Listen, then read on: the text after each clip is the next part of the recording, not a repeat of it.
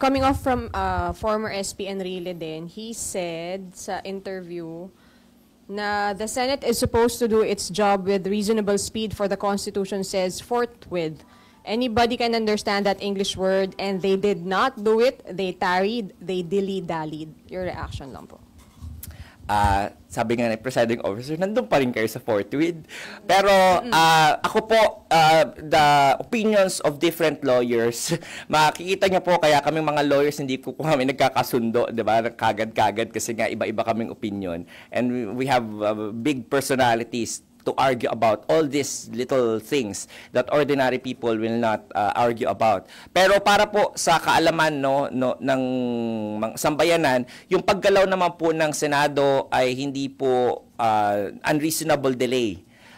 Meron na rin pong mga Supreme Court decisions ang ating Philippine Supreme Court at na hindi na kinakailangan po ng construction or interpretation na ginagawa ng ating mga constitutionalists, pati ni former Senate President Enrile, yung about sa forthwith. Sinabi po doon sa, ito mabobore na naman kayo kasi cases to, no?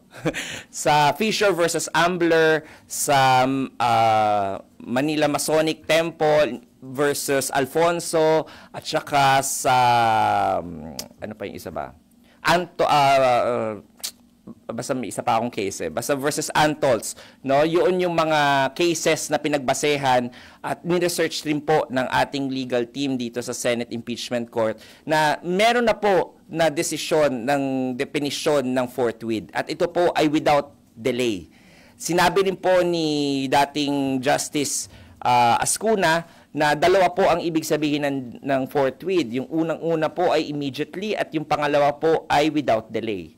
So, ang sabi niya po nung ginagawa yung konstitusyon, maaaring pumasok na po doon sa pangalawang definition which is without delay. Ito rin po yung kinatigan ng Korte Suprema doon sa tatlong kaso na yon. Mamaya ibibigay ko sa inyo yon para ma-cite nyo dyan sa inyong Sir, isa pang sinabi po ni former SP Enrile, yung pag-return is improper and unparliamentary. Reaction lang din po. Very po yan, no? Very welcome yung ganyan nga na mga opinion kasi it adds to the conversation. Lalong-lalo na po, alam naman natin na si Senator Enrile ay very wise at very knowledgeable about the law. However, he was not the one confronted with the motion. He was not one of the senator judges. He is not the senator sitting as one of the senator judges in the impeachment court. And I think the collective wisdom of the impeachment court should be respected on the actions that it did. Now, if ever meron pa pong hindi makatanggap nung majority vote na 18-5 at nung action ng impeachment court, sabi po namin nga, the final arbiter of all of these issues is the Supreme Court.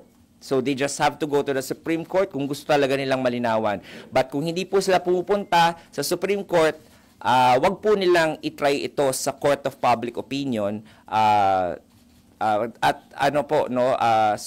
maniwala kayo doon sa collective wisdom ng ating impeachment court.